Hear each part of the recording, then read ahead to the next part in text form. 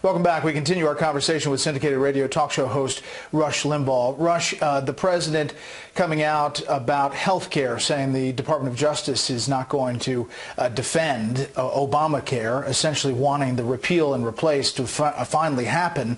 But there's not really a replace yet. That has seemed to fire up Democrats who really capitalized on health care during the midterms. Here's the speaker speaking about it just today.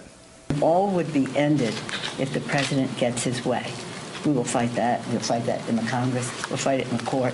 And we'll fight it in the court of public opinion, as I'm fond of saying. We stand ready to make health care better, to reach our goal of ever-expanding access to many more people, better quality, more affordable health care.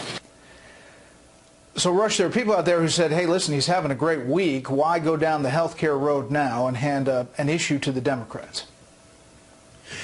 I kind of understand people saying this. My preference would be for the president to zero in on the border, to zero in on immigration, and stop this. We are being invaded. We're being invaded by a bunch of people that that has the potential here to totally destroy the makeup of our culture and the makeup of our society. And the Democrat Party and the American left are in total support of this. It's got to stop. The president got elected on that issue, and it's not solved. The wall has not been built, and the border is still wide open. It needs to be shut down. You know, we stopped immigration in this country from the 1920s through 1965 to allow those who had immigrated in the 40 previous years to assimilate. There isn't any assimilation happening here, and I think that ought to be his primary focus issue-wise. And so in the EIB studios, you were scratching your head about health care?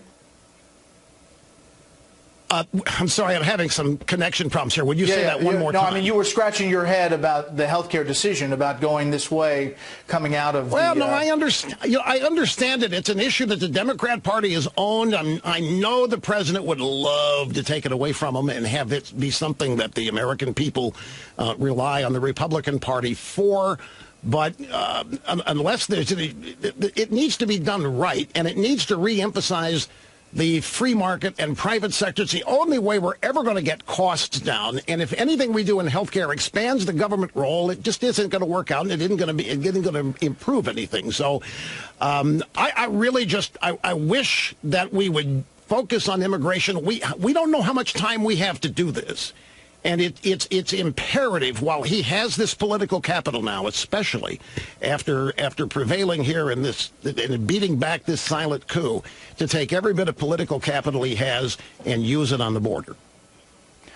What about the 2020 candidates? What do you look at that? The over-under is 20 potentially Democratic candidates. Your thoughts on the field? I think it's beatable.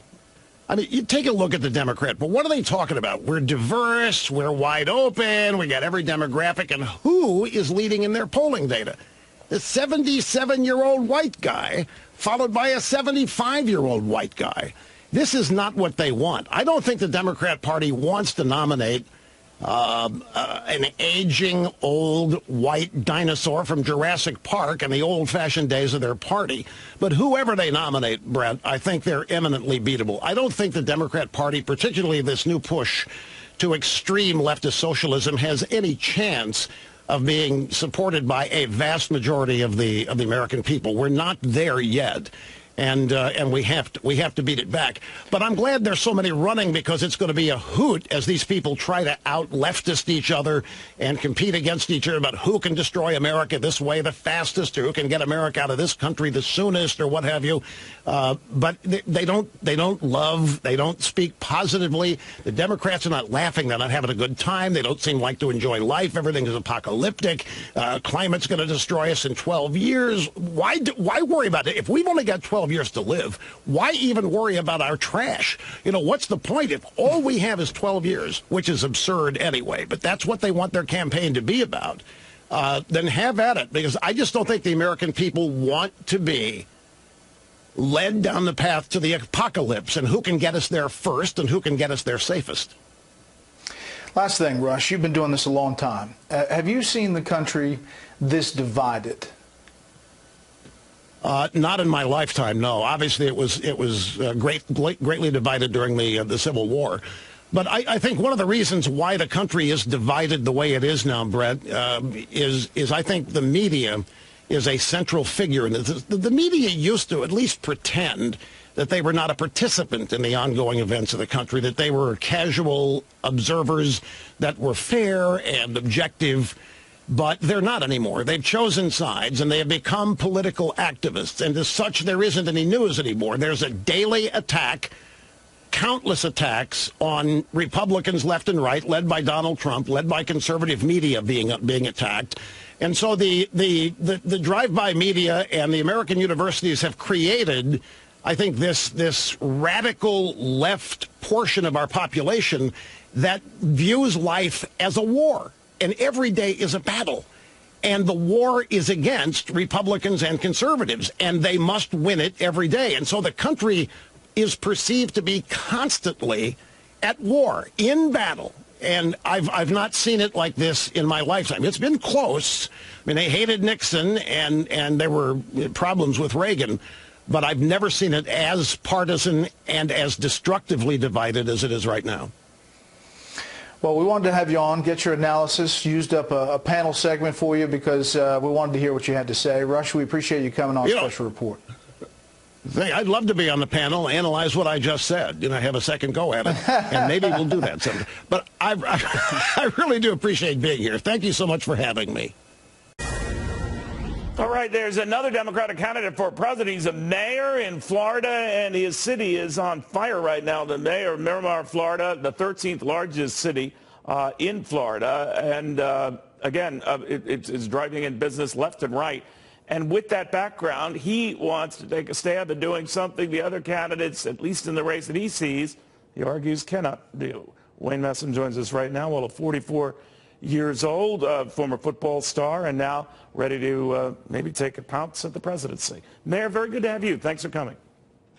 Thanks for having me. Why are you doing this? You must have looked at the field and said, boy, that's a pretty crowded field. They got some impressive names in there outside of your city and state. You're not nearly as well known. What are you thinking? Well, as a candidate for the President of the United States, I think what we're doing in the city of Miramar in South Florida, which has more Fortune 500 companies than any city in the Tri-County area, and as a business owner myself, I think I bring a fresh and unique perspective in terms of being a mayor in a city, a mayor that has taken jobs and manufacturing away from China, while other cities are actually losing jobs and manufacturing to China. So I think we'll be able to bring a unique perspective that's different and draws a contrast between the candidates that are running to restore the American dream for Americans across this country. Are you? I know one of your big issues is college debt. It's a big drag on younger Americans, and you hope to address that.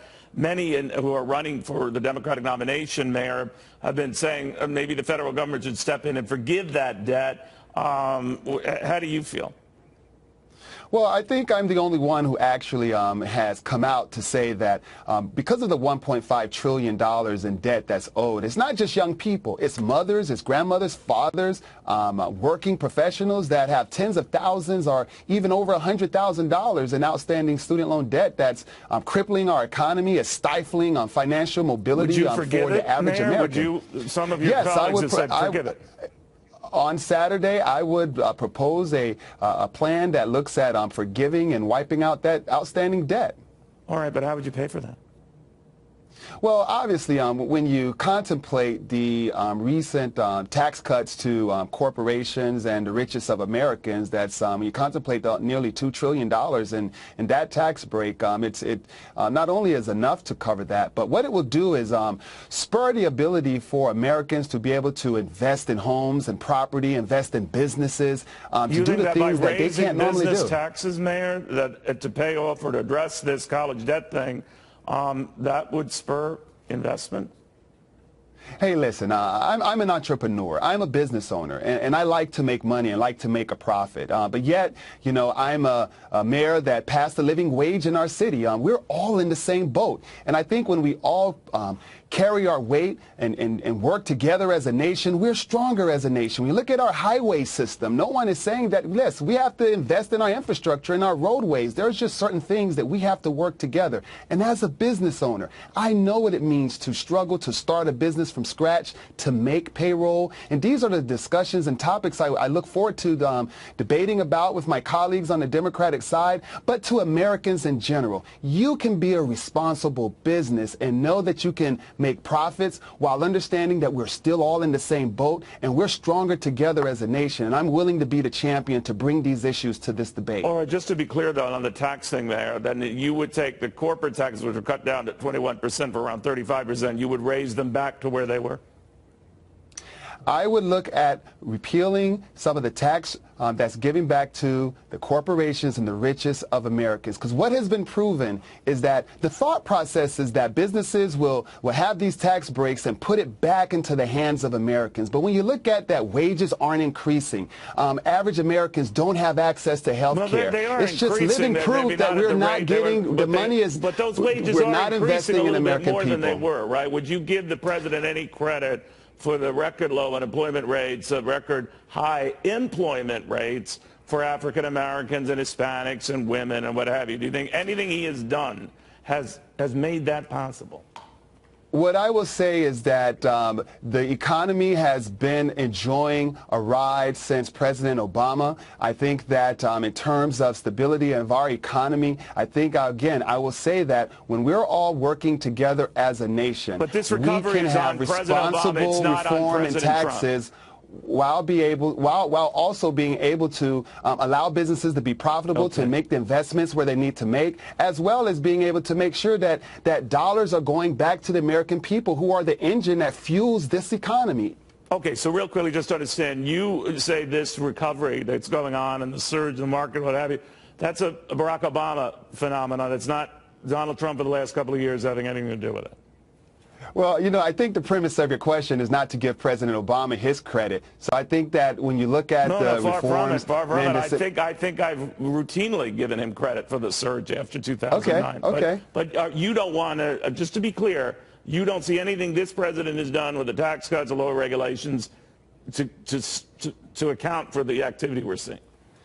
What I'm saying is that the economy is not working for the American people. When people do not have to work 2 and 3 jobs to make ends meet, the economy isn't working for Americans. When people have to make choices in regards to whether they pay their prescription medicine or to eat, it just shows that the system is broken. And I'm saying when we all work together and all realize that we are all in the same boat, that this country can thrive and we can be the leaders that we've always been.